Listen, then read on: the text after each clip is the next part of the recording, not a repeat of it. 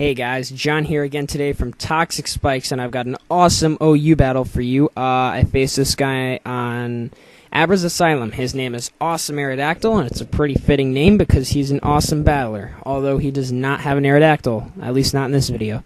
But anyways, yeah. So it was an OU battle, standard rules, everything, you know, the regular, and it actually ended up being pretty epic. He says this was kind of a relatively new team he was trying out. And oh yeah, by the way, you may notice I've changed two things about this video. One, it's a bit faster, which I was wanting to do because my other videos were starting to get kind of slow. And two, the audio should be a little better. Thanks to, a lot of you, I was getting comments, that I can improve on the audio. So you know what? I love comments from you guys. And I love making my videos better for you guys, and that's, what I'm trying to do here. So, anyways, he used Jirachi. I fake out, really does nothing. He flinches, goes for the U-turn, figure out that he's scarfed. Well, I'm suspicious that he's scarfed at this point. Anyways, he goes into Gyarados, and I'm screwed here because of the fact that he has a Gyarados, and it walls my entire team, and I'm hoping it's not Dragon Dance at this point. So I go for the Stealth Rock, hoping that he'll just kill me, but he's Dragon Dance. Yes, well, I'm hoping he'll actually KO me this turn. Because then, since my Sash is broken, I could go into Flygon, who would still outspeed him, and get off a Stone Edge that would kill him. But he stays in Dragon Dance, which is actually pretty smart, a smart play on his part.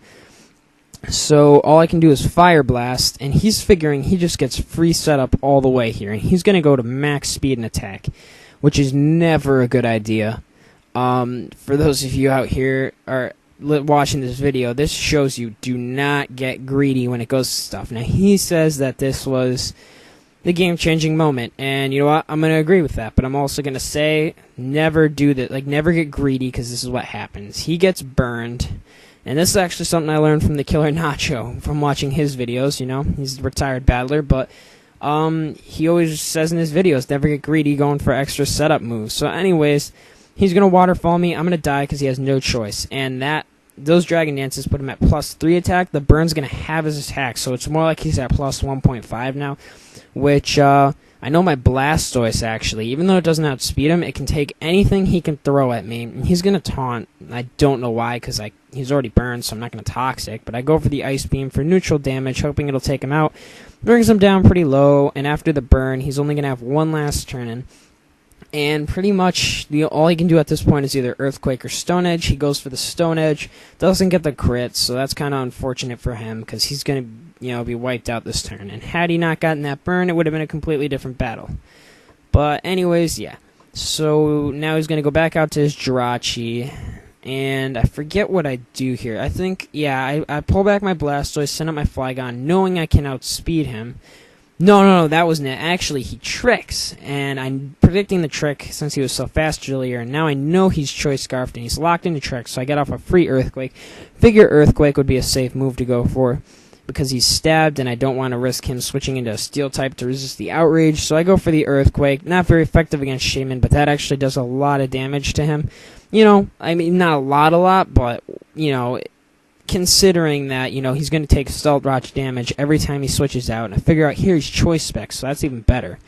And now he goes back out to his Jirachi, and I go for a Gyro Ball. And the reason that this did so much damage, because I am a beast in attack, A, and B, I have the Macho Brace, which cuts my attack, my speed in half, and that's going to allow my Gyro Ball, the slower you are and the faster your opponent is the more damage it's going to do. So, actually, right here, he's going to get the Freeze Hacks on that, my Bronzong. He says, oh, that's for the burn earlier, but I go out to Flygon, and he goes into Lucario. And I know that he's going to try and set up on the switch, which he does, and I go out to Flygon, who can take an Extreme Speed, and if he does an Extreme Speed, he's not going to outspeed me and die.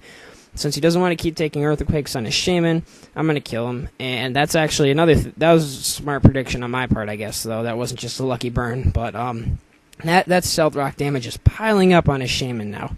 And I'm going to go out to Bronzong. Even though he can't do anything, his Shaman also can't do anything to me. And he just gives me turns to, kind of thaw out. And he's going to go out to Heatran now, and...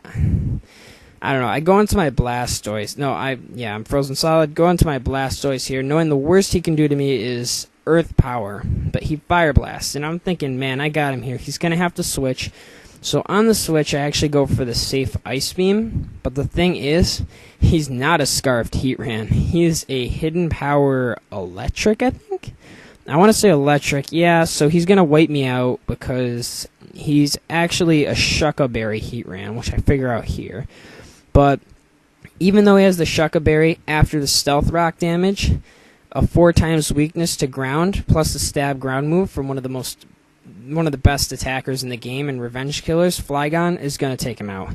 And expect to see Flygon a lot more and Bronzong a lot more, along with Magnezone, because those are 3 of my favorite Pokemon, and just the fact that there are no U's awesome, just the fact that they're such great Pokemon is awesome, and they're kind of underrated, you know? Well, not Flygon, I see Flygons all the time, but, you know, so, yeah.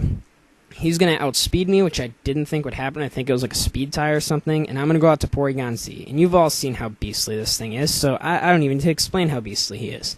I'm going to go for the Ice Beam, hoping he'll stay in as Death Fodder, but he goes out to his Special Wall Umbreon.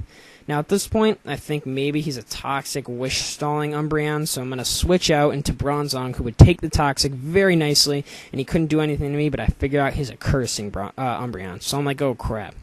But here he makes the mistake of getting greedy again, and he's going to go for like 4 curses. So, yeah, while he's cursing and I'm trying to thaw out, I'm going to explain a couple things. I actually have nothing to explain. Oh, yeah, I do have something to explain. What do you guys, question of the day here, what do you guys think about Smogon's recent decisions to A, move Shaman from BL up to OU, and B, move Heracross down to UU, because he is a UU now, and I figured that out today, and that's recent stuff, and man, that's just going to change the whole metagame in the UU game, and I specialize in both UU and OU play. Oh yeah, so I get out of the freeze here, and I'm going to trick him the Macho Brace, which mattered, and he's not going to get Leftovers Recovery, and I'm going to go for the Explosion, which is going to bring him down to half health. And with no Leftovers Recovery, I go into my what is it? Porygon Z. And there's like a 3% chance that I would not kill him with this Tri-Attack, so that thing was crucial, though, that he didn't get the Leftovers Recovery, because it made a no % chance. And I get a crit, which didn't matter, but he thought it did. But it didn't. I ran damage calculators. I think I could take out his Jirachi, but I know he outspeeds me, and I don't want him to kill me, so I go to the Magnezone, and he goes for the Iron Head. So he's locked into Iron Head, and he's trapped. And pretty much, you know, spoiler alert, I win. He's just going to end the game by, you know, letting me set up my Magnezone completely. A couple flinch hacks, but I'm going to substitute, which he actually was very happy about. And, yeah. But great battler, yeah, substitute, I Magnet Rise, and then I Hidden Power Fire the rest of his team. But, you know, great battle. And, this guy's a great battler. You can find him over at Abra's Asylum, or, like I said, his channel doesn't have any videos up yet, but he says he's going to get some up soon. And yeah, don't take this video as his best battling, because he was trying out some new pokes here. So, like that Jirachi, you'll notice is newer for him if you've seen him battle before. A couple guys have battled him before and put videos on YouTube. And the Jirachi's new, and I think like the Umbreon's new and stuff. So yeah, it was a newer team, and I still give him credit for doing so well, though. Yeah, but I mean, here he goes for Hidden Power that does neutral damage, so it's anybody's guess as to what kind of Hidden Power that was. Maybe he did the formula wrong. Oh no, it was super effective. Never mind. Yeah, so he had Hidden Power Fire, but any specs, so he got out my substitute. Yeah, Hidden Power Fire him, so great game, awesome Aerodactyl. Rate, comment, subscribe, and see you guys later. Peace.